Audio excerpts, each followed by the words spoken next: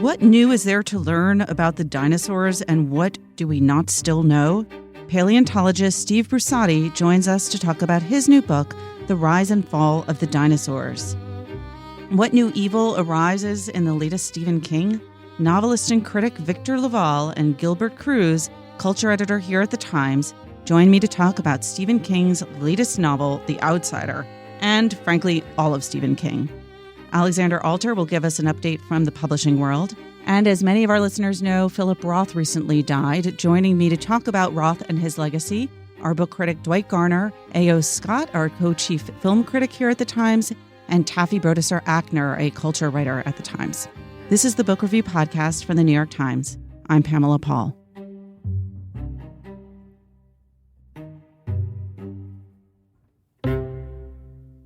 Joining us now from Edinburgh, Steve Brusatte, author of The Rise and Fall of the Dinosaurs, A New History of a Lost World. Steve, thanks so much for being here. Thanks, Pamela. So what are you doing in Edinburgh? Because you're American, as we can hear. I am. I'm definitely not Scottish. You can tell from my accent. I grew up in the Midwest, in the Chicago area. But about 5.5 years ago, I moved to Edinburgh. The academic world is a world where you never know where you might travel to get a job. And so the University of Edinburgh hired me to teach geology and paleontology, and I've really had a blast here. It's a great university, and we're finding a lot of dinosaurs here in Scotland, which makes it even more fun to be here. Wow. And you also get to do British things like, aren't you the resident paleontologist on the BBC's Walking with Dinosaurs program? That's right. It's a very British title, too, as a resident paleontologist. It means pretty much that I work with some of the folks at BBC when they're doing some of the Walking with Dinosaurs programming. So a few years ago, there was a film that I consulted on, and there's various books and exhibits and websites and other things. So to become a paleontologist is kind of like one of those little kid fantasy jobs. Did it start in childhood with you?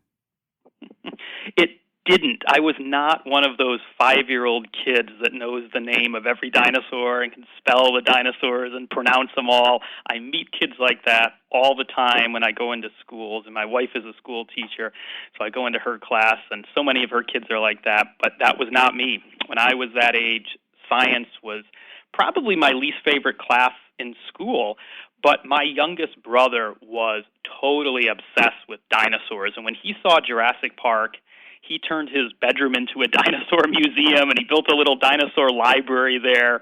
And it was through him that I got into dinosaurs and fossils and paleontology. And it was around the time that I started high school. So how does that turn into a job? What did you then go on to study, and what do you specialize in? It is kind of a weird job, with the benefit of hindsight to think about it, making a career in such a niche field like paleontology. But it is a growing field, and there are more and more jobs out there, and most of us paleontologists work at either universities or museums. And the normal route to go is to go off to college and study geology or study biology, and then go to graduate school, and you're in school for, it was about a decade for me. I was in college until you get your PhD, and then you go off and try to, stake your own claims, go out and try to find dinosaurs and build up your career that way. And what is the current job of a paleontologist? What is there left? Like, are there particular areas in the study of dinosaurs that are sort of the hot areas, the things where we're still discovering a lot or changing our previous ideas about? Yeah, absolutely. And this is one of the things that I try to get across in the book, because you might think that, okay, these dinosaurs, they lived tens, hundreds of millions of years ago. These are dusty old bones, and there's probably not a whole lot new to learn. Or you might think people have been looking for dinosaurs for a while, so maybe they're like coal or oil or diamonds. We're getting close to getting exhausted, and we're not finding many new things. But in fact, it's quite the opposite. And right now is the golden age of dinosaur research. Somebody, somewhere around the world, is finding a new species of dinosaur now, on average, once a week. Wow. So that's 50-some new species a year, and that's not a new bone or a new skeleton. That's a totally new type of dinosaur that we never knew existed before. And what's doing that is the great diversity of especially young people around the world that are studying paleontology and going out and finding their own dinosaurs. And what used to be a fairly elite science has now become a global science. And it's countries like China and Argentina and Brazil, these enormous countries that are developing so quickly, training their own young scientists, women and men. That's what's causing this. And so many of those new discoveries are coming from places you might not expect, north of the Arctic Circle in Alaska, from Antarctica, from New Zealand. And then we're using new technologies to study these fossils, CAT scanners to see inside of the skulls, to let us see what the brains of dinosaurs looked like, or computer animation software to see how dinosaurs moved, how they fed.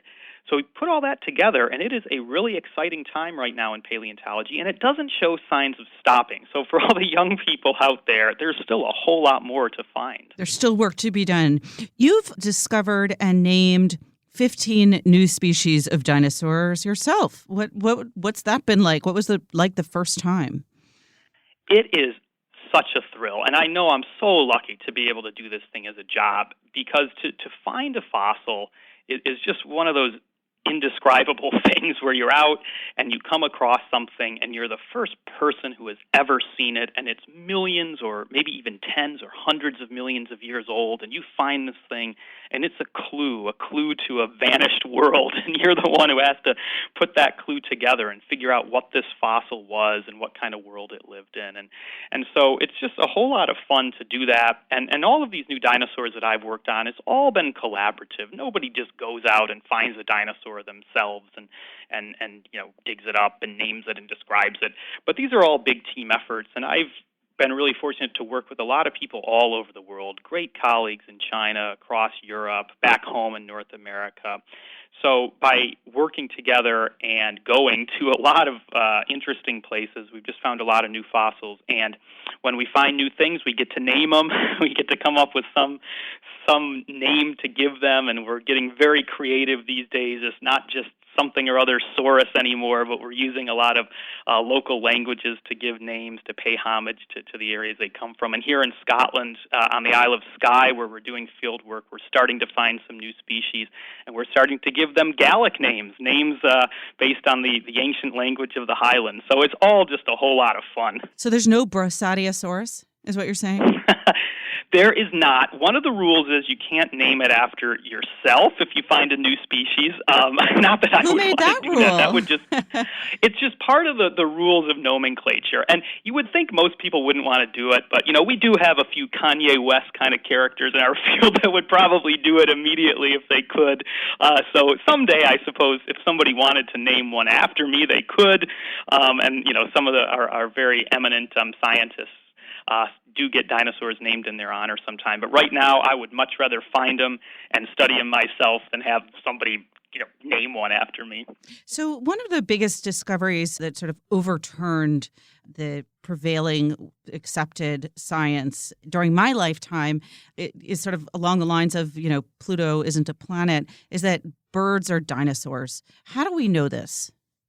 It's a wild idea, isn't it? And I'm looking out my window now.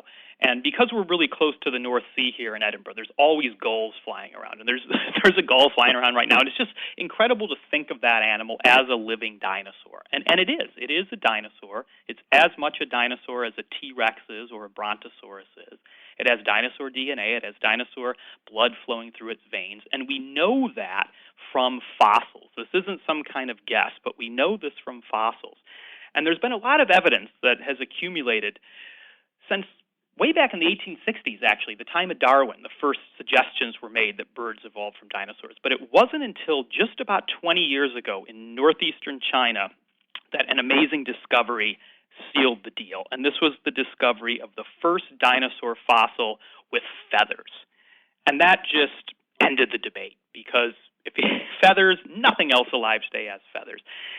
Only birds. So if you find a dinosaur with feathers, that ended it. And it wasn't just one, though. Then the floodgates opened, and now we have thousands of fossils of these feathered dinosaurs, many different species, from China mostly, but from other parts of the world. And the ones in China, they had the misfortune of living in this very lush jungle ecosystem, which was great for them, but periodically it would be buried by volcanoes. So almost Pompeii style, these dinosaurs, they'd get buried going about their everyday business. So they didn't have time to decay. They didn't have time to get eaten by predators. That's why the feathers were preserved. And it's an astounding thing, really, to think that this only happened about 20 years ago. This is all so new. I even remember reading about this in my small hometown newspaper in northern Illinois when I was in high school, that a feathered dinosaur had been found, and it blew my mind, and it wasn't that long ago. Apparently, even the T-Rex had feathers, which I kind of feel somewhat ruins our image of this kind of horrible, monstrous creature. Yep. If you see the Jurassic Park films, there's no feathers on the T-Rexes, but on the cover of my book, we have a T-Rex, and it has feathers on it. And that doesn't mean it has wings. It doesn't mean it's flying around, but it has this coat of very simple feathers that look a lot like hair. And we don't know for 100% certainty that T-Rex itself did have feathers, because the bones of T-Rex come from places like Montana and South Dakota, and they were buried in rivers, and they weren't buried by volcanoes. So the soft bits of the skeletons didn't really preserve out there. But what we do know is that in China, where those volcanoes were burying dinosaurs, there are two species of tyrannosaurs, two of the very closest cousins of T-Rex, that both have feathers. And so that's a really good sign that T-Rex itself probably had feathers too. And that does really change the image of T-Rex. It doesn't fit with that stereotype we have of this enormous school bus-sized, green, scally, reptilian animal chasing you down. But to me, really, I think T-Rex is even more frightening if you envision it in this mangy coat of feathers. I think birds can be pretty scary, and I think the feathers make T-Rex even weirder, nastier, more nightmarish type of animal. Actually, the word mangy may have persuaded me.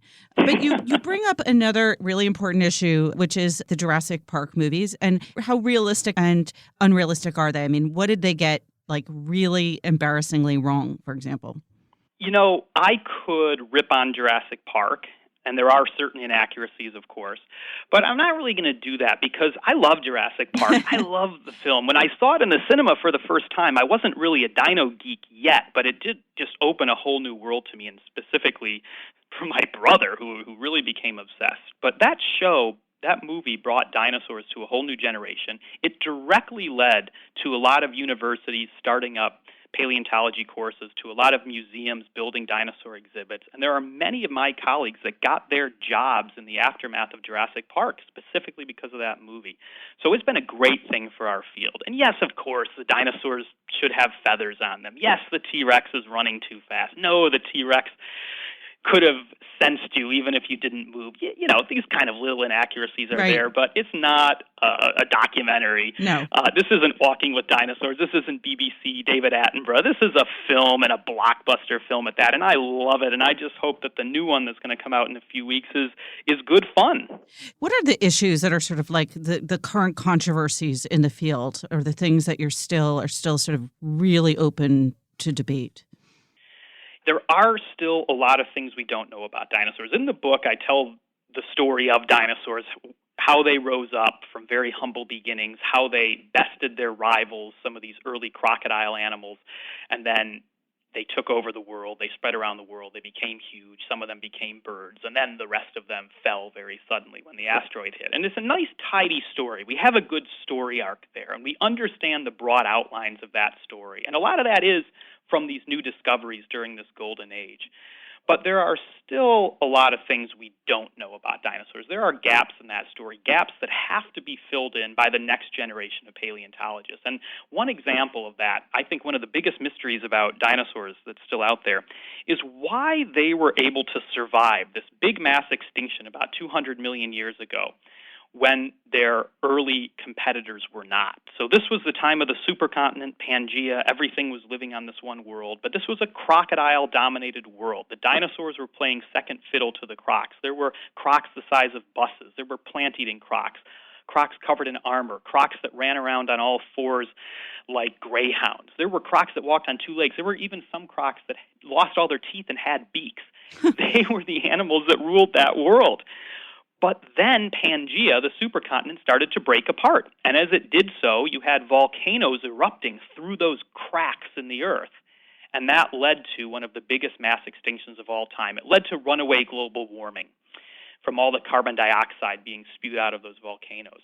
And the crocs couldn't handle that, and all of those crocs died except for a few species that are the ancestors of today's crocs. But the dinosaurs sailed right through.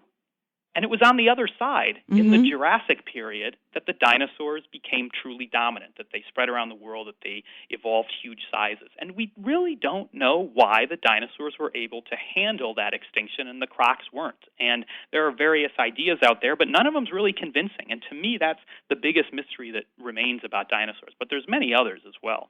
So is there a way for you in your sort of day-to-day scientific life to kind of help get at the answer as to that question?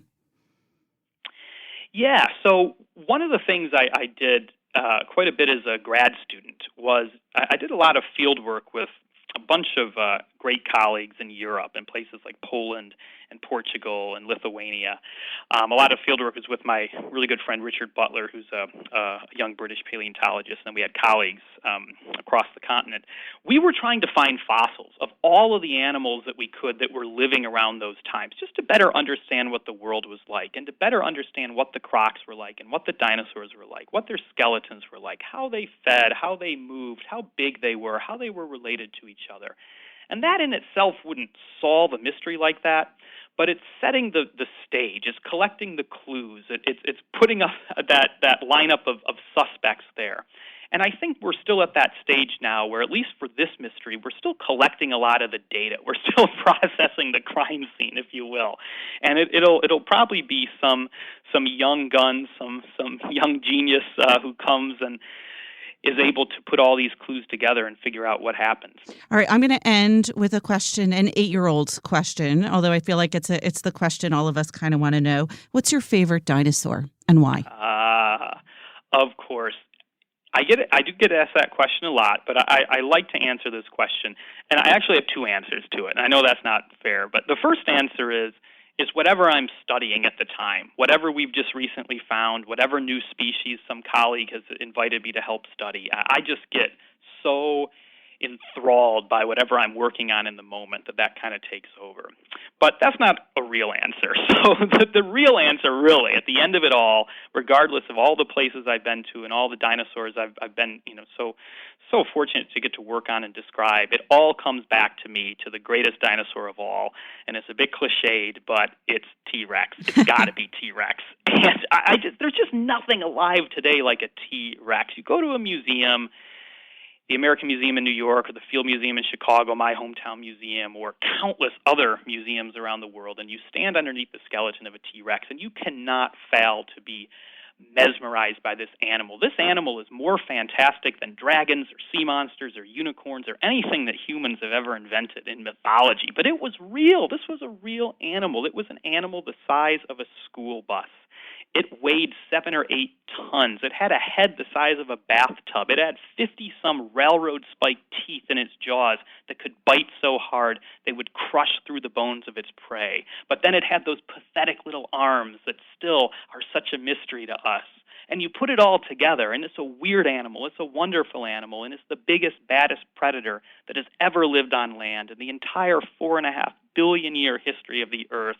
And I know I'm kind of hyperbolizing and I'm kind of getting away from myself here, but it just blows me away, and it still does. Having studied T-Rex now for over a decade, having dug up bones of T-Rex, when I walk into a museum and see a skeleton on display, it still just blows my mind. All right, then. We will end with the T-Rex very appropriately. Steve Brusatte, thank you so much for being here. Thanks a lot, Pamela. My pleasure. The book, again, is The Rise and Fall of the Dinosaurs, A New History of a Lost World by Steve Brusatte.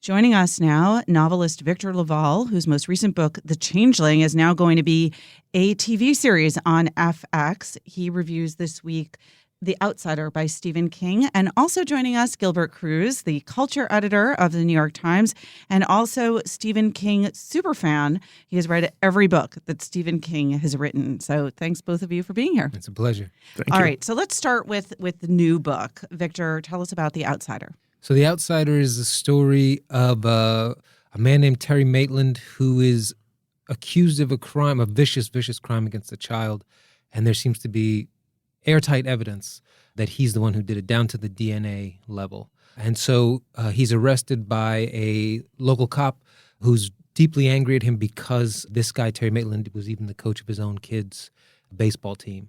And that sort of sense of righteous anger leads down a very strange path because it's absolutely true that all the evidence says Terry Maitland is guilty, but Terry Maitland swears up and down he is not. And then somehow both things are true. All right. Well, I'm very glad that you didn't give us any spoilers because this is a I never would. spoiler-free podcast, so we won't do that. So look, where does this? Have you read this one yet, Gilbert? I haven't. You haven't? Oh, okay. I got Oh you. my This is the God. one. You disappoint. I picked up the book last week. I was catching up on the Americans before Wednesday night's finale.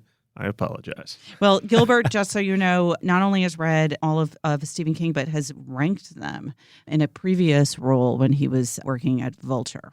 That is true. So that ranking is a little out of date. He's written 6 books since then, unfortunately. So he's up to 70. He's 70 years old. He has written 70 Book a books. year.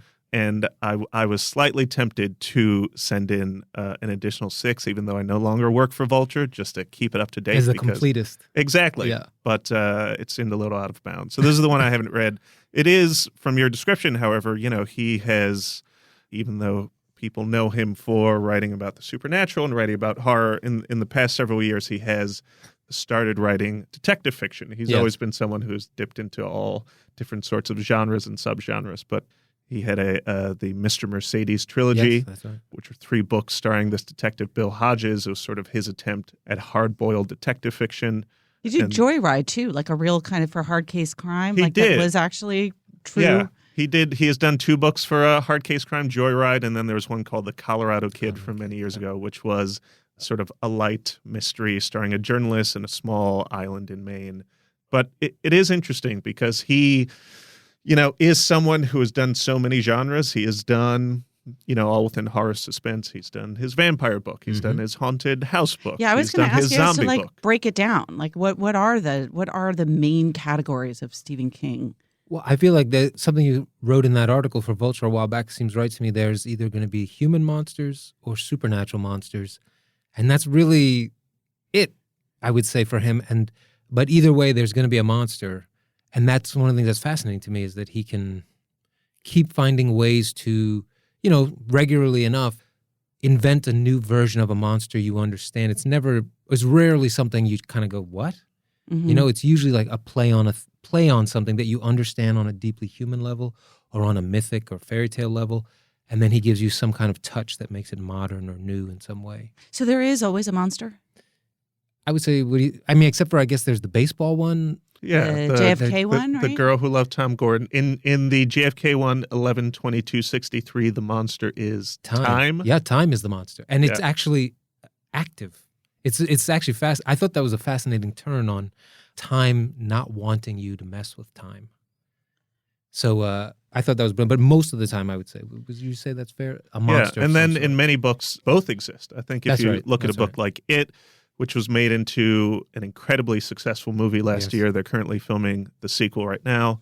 You have this alien supernatural monster that can take on many forms, but you also have the racist, bigoted bullies that live in the town. And they're as dangerous to the kids in that story as Pennywise the Clown is. Yes. You bring that up. I have to say this just because I think it might be interesting. We have a 7-year-old son, and he doesn't know anything about Stephen King or anything like that yet. But the game that they play right now on the schoolyard tag is called Pennywise. And they chase each other around. And when you're you're Pennywise.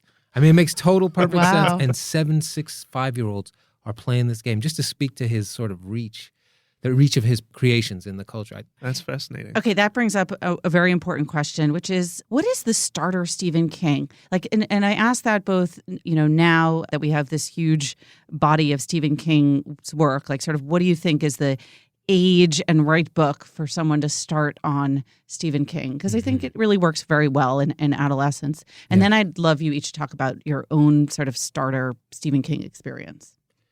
Well, I would say if it's a teenager, there's a book of novellas called Different Seasons. That's an early one, right? That's an early one, but what's great is that there's nothing supernatural in any of those novellas. Maybe one of them has a little Is something. that the one with Stand By Me? The one that became Stand By the Body? Yeah. And Rita Hayworth in Shawshank Redemption.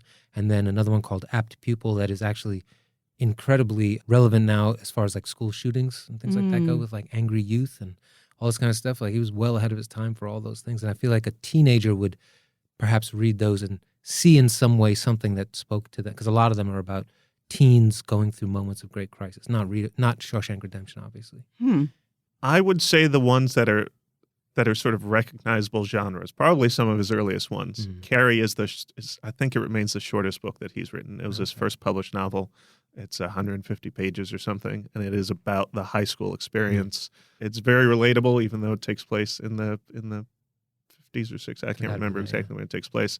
But the idea of being an outsider, of being a bully, of in these superhero times, having the power, some sort of external power to inflict upon your abusers. That's a great one to start with. Salem's Lot and The Shining, which were his next two, again, are recognizable. One's a vampire story, one's a haunted house story. The more he gets into the 80s, the longer the books get, the sort of crazier the books get, and the less relatable, perhaps. But those three, I think, which just happen to be his first three, are great starters. I have to ask, how old were you when you read your first Stephen King, and what was it? I think I was 12, and I think it was It, which is one of his longest books. It was 10, 11, or 12, because it was around the time that the ABC miniseries came out, which was the one that starred Tim Curry as Pennywise the Clown. And so it was on TV. It was a big miniseries. There was a mass market paperback edition, 800, 900 pages that was out. It all worked together on you. I saw it. I was like, I have to read it. And that book is weird. It is messy. It is sprawling. I still think it remains one of his best books. Yes, for sure. I agree. What was your start? I think my first, I was probably 10 or 11, and it was a book of stories, Night Shift. And that sort of segued to, so I enjoyed those, but similarly, I would say It was the first true falling in love.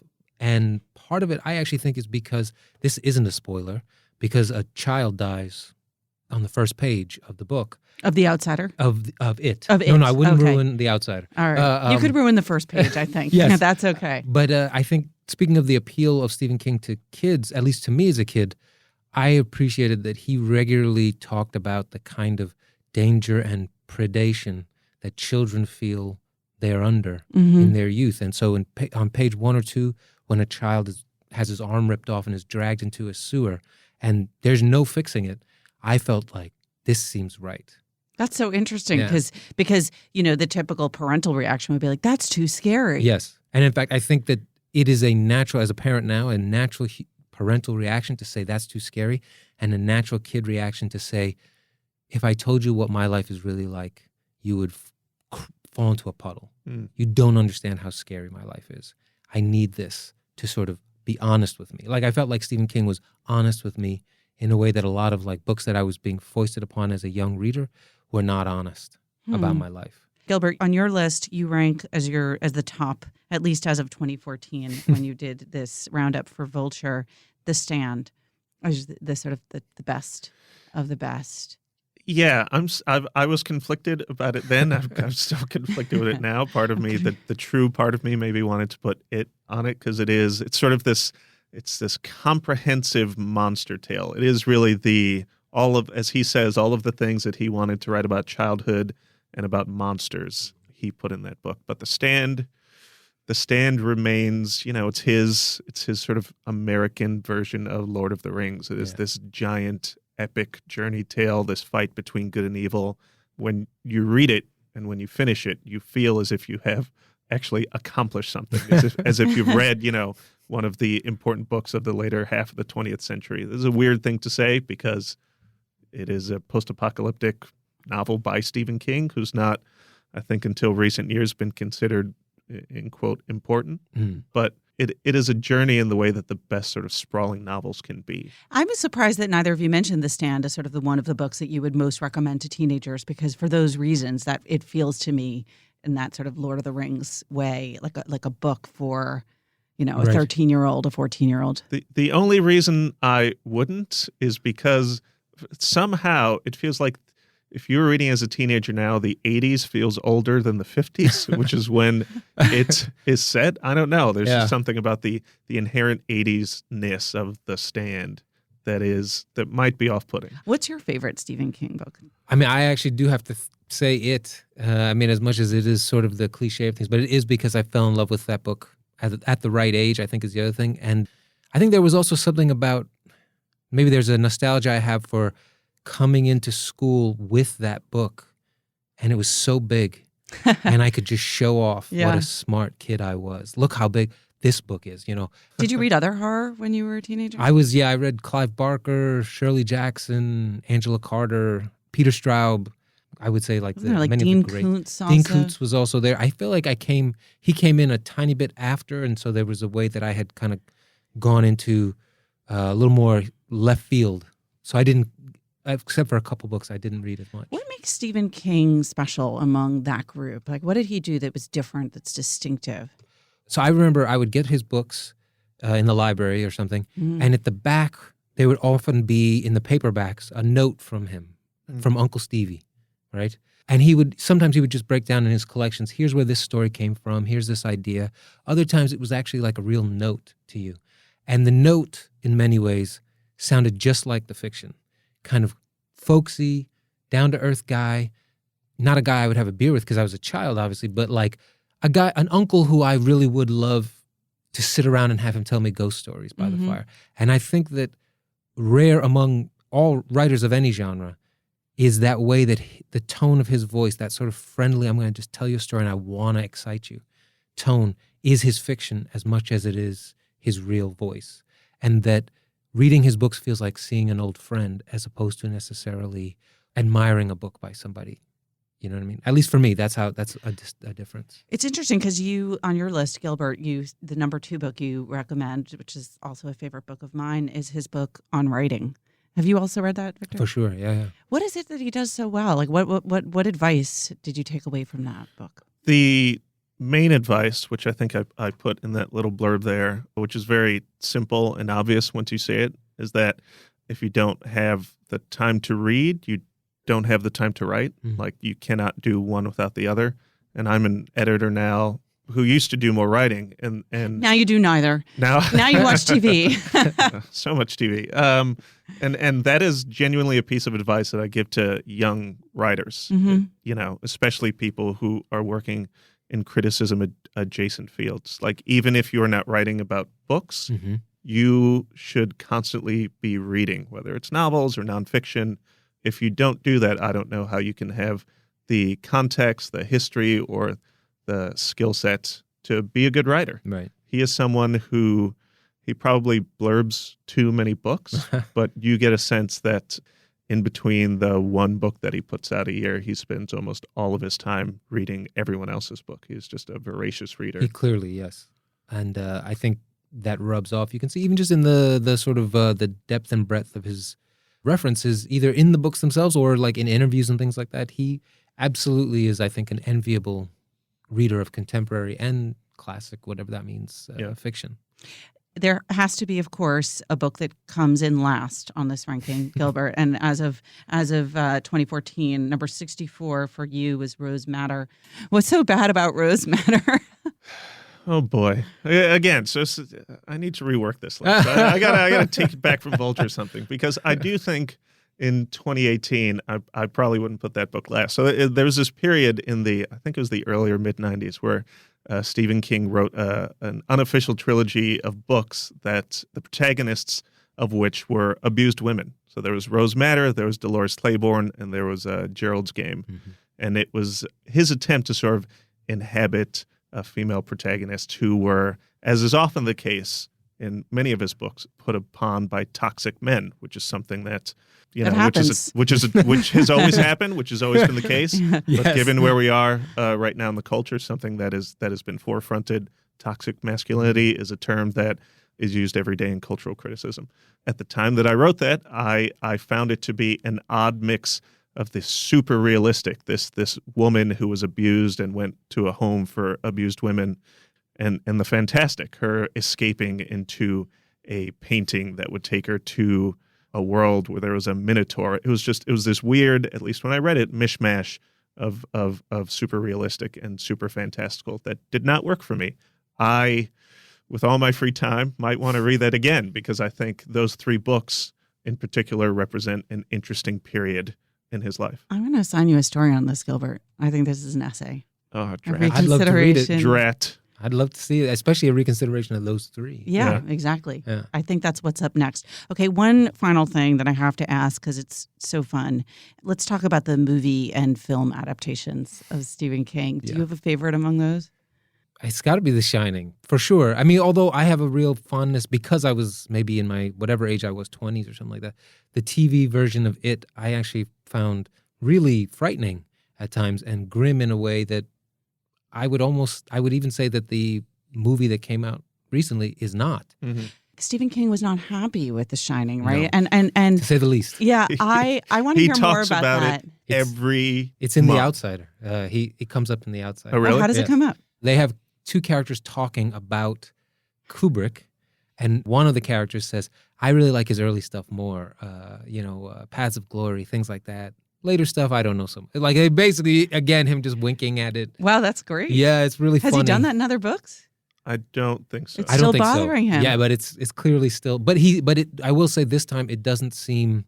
He seems to clearly be having a little fun with it, as opposed to it feeling like a grudge. You know what I think it found interesting, which I didn't realize until seeing it for the 6th or 7th time, is that Diane Johnson, the novelist, worked on that screenplay. Yeah, it's like it's not an obvious match. That's right. Author of Le Divorce and Le Mariage and all of that. Yeah, I found that surprising. Are you a Shining fan, or do you take Stephen King's side here? I don't know how anyone can take Stephen King's side other than the people in his family. He is absolutely wrong. I mean, and I understand why. If you read The Shining, if you read the book and you understand what it meant to him as a writer who was and is an alcoholic and was writing a book about how that negatively affects your family, to see it turned into a movie where, as he correctly says, Jack Nicholson is insane from the first scene. And unlike the book, it is not this process of this good man being ground down by a haunted house. You can see why this book that was so personal to him just took on this different form that most people probably see as the definitive version of The Shining. I would guess. But the other thing I kind of appreciate about the difference between the movie and the book is that I think the book, in many ways, it allows for some degree of redemption for the dad.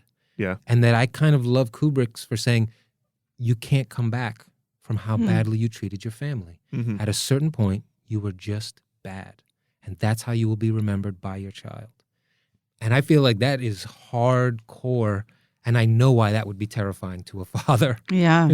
And he is so invested in reclaiming the story that he wrote a sequel to The Shining called Dr. Sleep, which was a novel that came out. Right, that's pretty recent. In which it's an older Danny Torrance. It just, it galls him. It's just not, it's something that he can't let go. Yeah. Now that's post your ranking, isn't it, Dr. Correct. Sleep? Wait, so, no, it might be in there. It might be in there. Made it in Yeah. here? Yeah. What was your opinion of Dr. Sleep? It's in the middle of the pack. It's like a 30s or something. Right? Yeah. I looked at it again. Yeah, he puts Danny Torrance in this story about, if I'm remembering correctly, and I'm probably not, sort of emotional vampires who feed off the souls of people. It is with The Shining. Yeah, exactly. And he uses The Shining again as sort of a superpower-like type thing to defeat these. Spoiler, to defeat these people. And it felt an odd thing to follow up that story with. I mean, the thing that is interesting about it is Danny is trying to grapple with the fact that his father was an alcoholic, was a bad person. And then he becomes an alcoholic in that book, right? Right. So I thought that was interesting, like the idea of things, inheriting these things. Is The Shining your favorite? A movie? Yeah. Or adaptation, film, TV?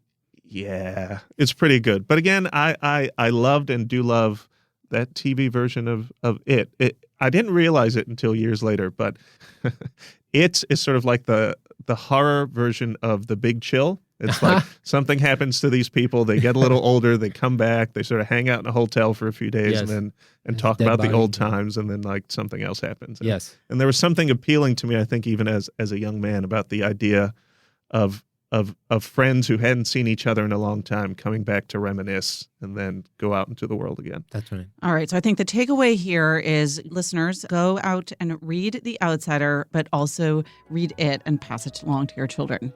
Is that where we land here? It would be a great one to pass on, and different seasons. All right. Victor Lavalle, Gilbert Cruz, thank you so much for joining us. It's a pleasure. Thank you.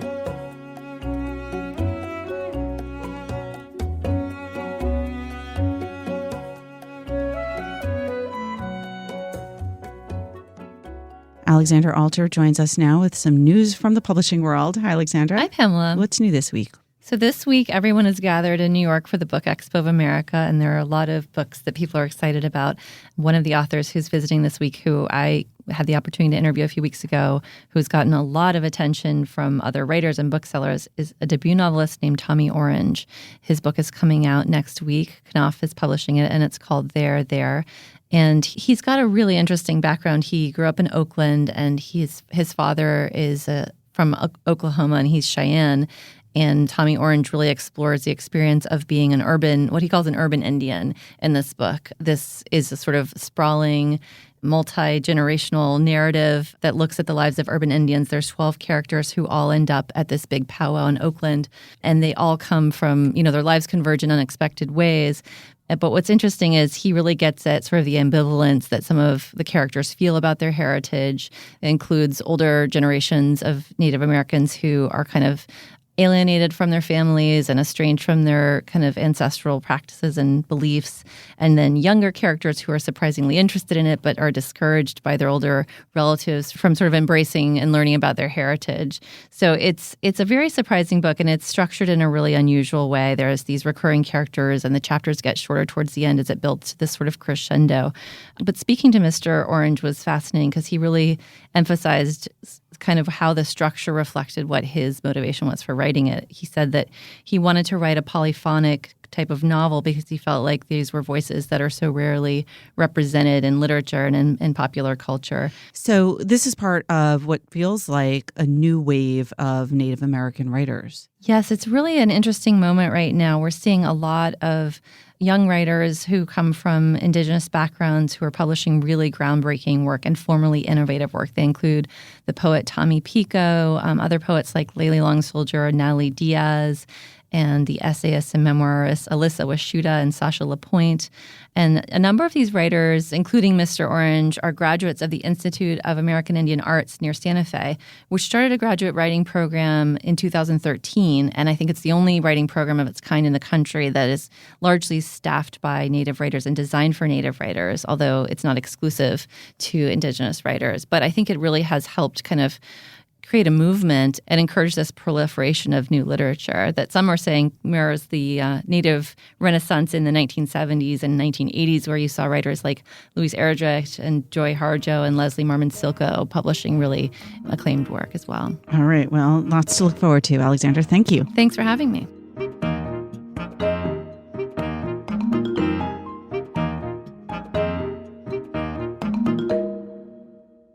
Philip Roth recently died, and joining us now to talk about his work and his legacy, I have our book critic, Dwight Garner, Tony Scott, or A.O. Scott, our film critic and also a very fine book critic, as well as Taffy Brodesser-Akner, a feature writer for the magazine and for the culture section of the New York Times, to talk about Roth. Hi, guys. Hey, Pamela. Hey. All right. Well, let's start off. Dwight, you wrote an appreciation of Roth in the late hours of the night after his death.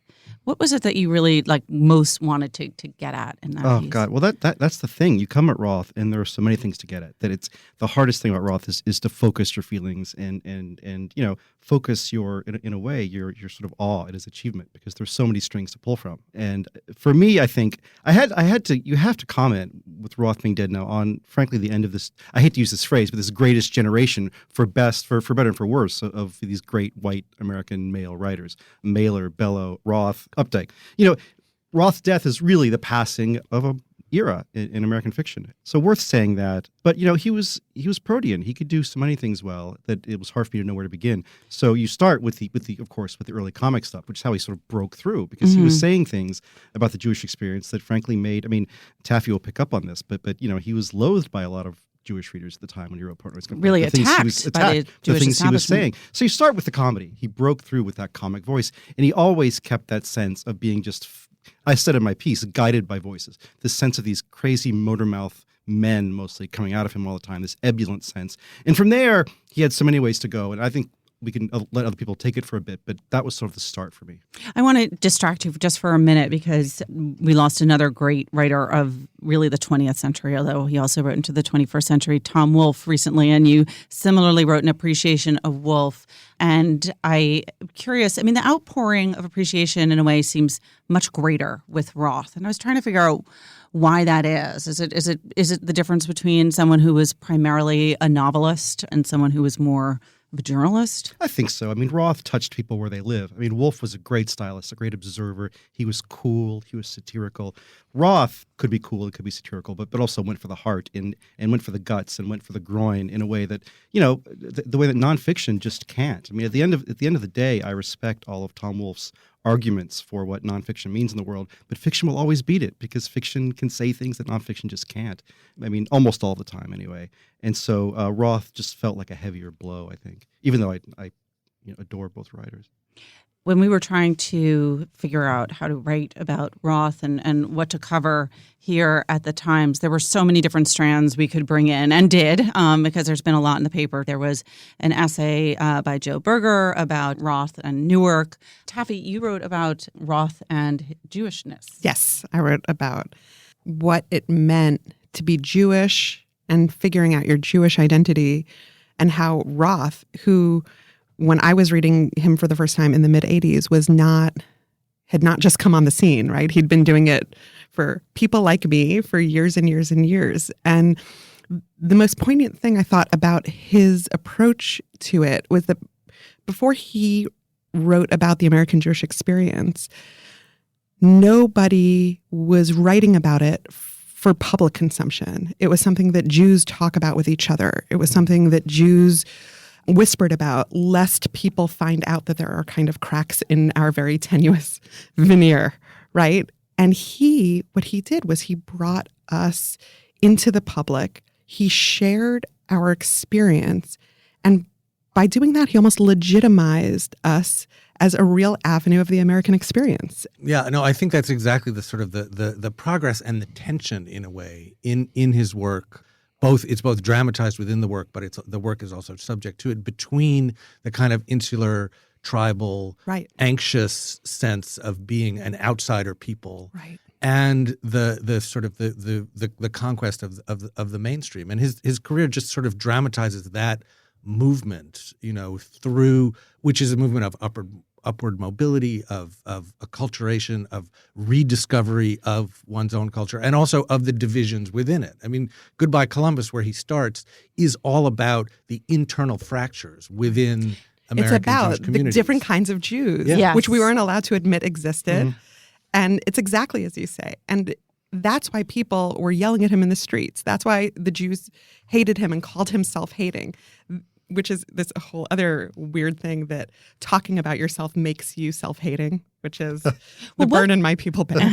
What kind of American Jew was he? Because as Tony says, it's such a fractured community. Even to talk about sort of the Jewish American community or experience is so multifaceted. He existed in the tension of the post-war figuring out how much we should assimilate. Mm-hmm. Are we supposed to be tied to the thing that just happened? Are we supposed to take this American dream and run with it? Are we supposed to remember? Are we supposed to forget? Are we supposed to never forget, but always remember? Are we supposed to yell at our children for not continuing the thing that we started, which was assimilation? Are you allowed to assimilate enough? And those were very dangerous questions. Also, the question, I mean, is it a tragedy or is it a joke, right? Right. I mean, like, are we laughing or are we crying? Mm-hmm. And that's just sort of, I feel like in such that, small portions. Right. But that's another kind of interesting tension that goes through so much Right.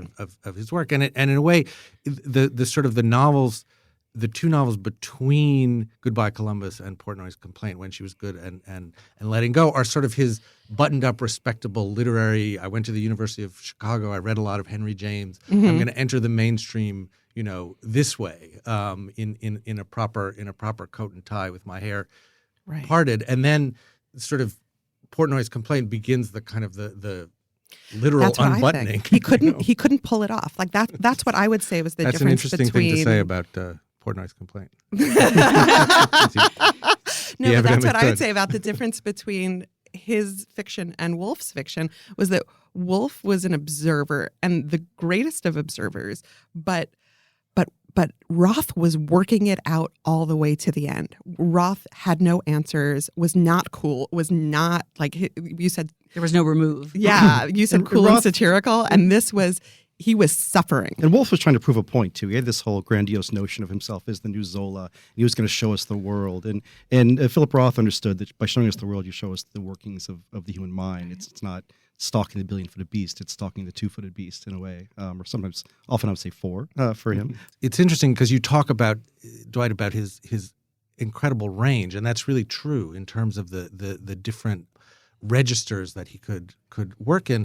But it's also fascinating that he did circle back to his own experience and to variations on it. He didn't go back in time further than his own experience. It's one of the most remarkable things about some of his books. I'm thinking of American Pastoral in particular. You read that book and there's a sense of a man with a bulldozer plowing the same piece of ground from different directions for about 8 years. There's just a sense where he never runs out of things to say about these primal themes. Right. And that's what you're right about that. And you get that even in singular books, not just the whole career.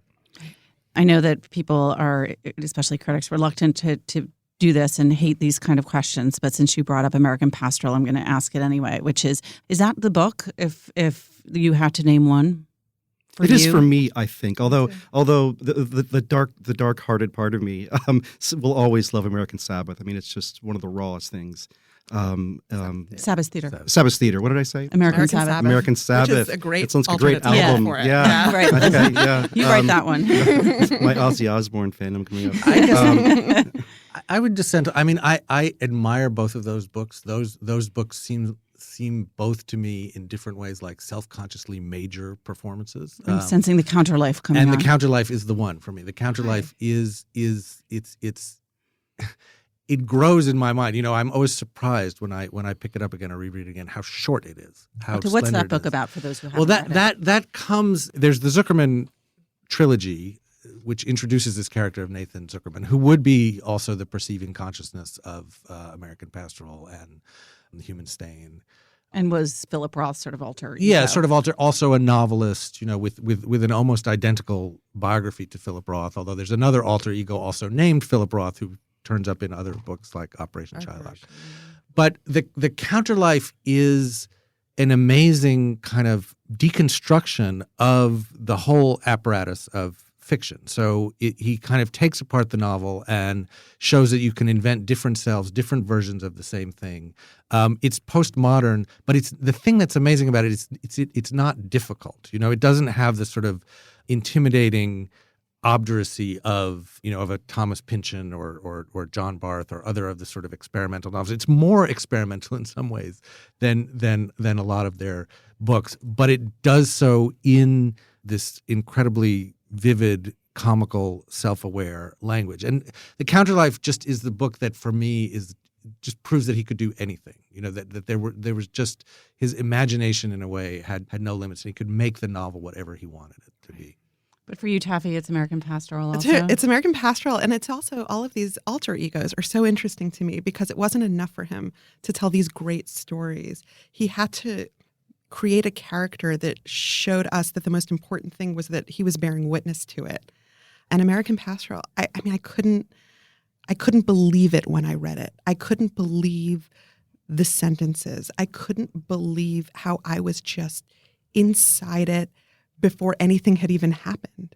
Like that was, I think, the peak of something that, like a mastery that I still can't get my head around. But yeah. I think for many of our listeners who are not American, Philip Roth is one of those writers that people think of as like a quintessential American novelist. And a lot of listeners of this podcast are not in this country and sort of curious, like, what is it that where does he fit in? What did he do? Did he change American literature? Did he just embody it in some way?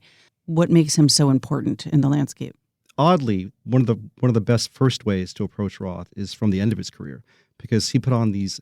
There was this sense, I would say, in the 80s and 90s where, for example, John Updike reviewed a lot of Philip Roth's novels for The New Yorker. And there was a sense of Updike kind of toying with Roth a little bit, not taking him entirely seriously, still feeling that somehow, Updike was the one. And, and then there was this sense starting in 1995 that Roth just turned it on, wrote 11 novels in 15 years, 3 or 4 of which were obvious masterpieces. And sort of you felt that he was just making good on cashing every check he ever wrote at once. There was this sense of just paying things off and just, I'm here and I'm doing this. And I've had this reserve, this strong silent reserve you felt in the early works. Somehow he held on to that all and just cashed all his chips in at the end. And it was a beautiful performance. But in terms of the entire career, I mean, we talked about, the sense of being able to do so much.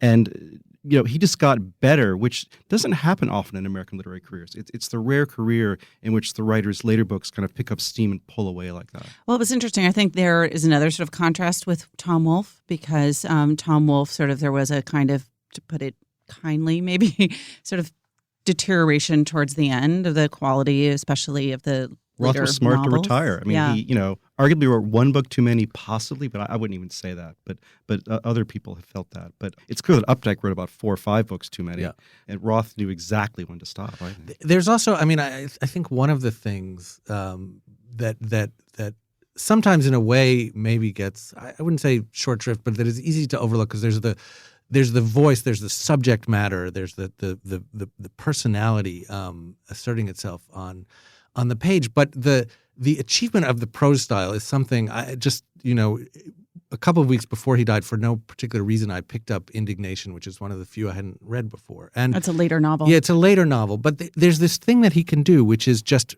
present, there's a sort of naturalness and a sense that using plain vernacular American speech and representing the rhythms and patterns and structures of a smart person thinking that just comes to life on the page in a way that seems totally effortless and accessible. You're exactly right. And easy. But if you ever tried to do it, it's really impossible. You know why? Because you have to have things to say. Yeah. I mean, he has voice and not style. You can be Updike, and you can have a lot of style, but Roth actually, in every sentence, had a nail to deliver. Yeah, that's it. I agree. And I think that kind of articulation comes from an outrage and a disgust that never relented, to the point where I would read his later books and think, oh my God, what if you don't mellow with age? Like, what if you're still as angry at the beginning as you are at the end? Don't you love that line? Something like, "How can I die? Everything I hate is here." He said something like that, But I really did think that like his articulation came from how articulate you become when you're angry. Yeah. That he and I think to your question about what people who don't live here could understand about this kind of service he provided was that he lived apart from the culture. He lived, he exiled himself a little bit. On the Upper West Side? Yeah, he did a little. And to Connecticut, and to the woods of Connecticut. There was this moment in Exit Ghost where he's exiled himself to Connecticut, and he's living apart, and he comes back to New York, and he is walking around Manhattan, and he cannot believe all of the cell phones. He is outraged by the amount of cell phones. He's confused by it. He's upset by it.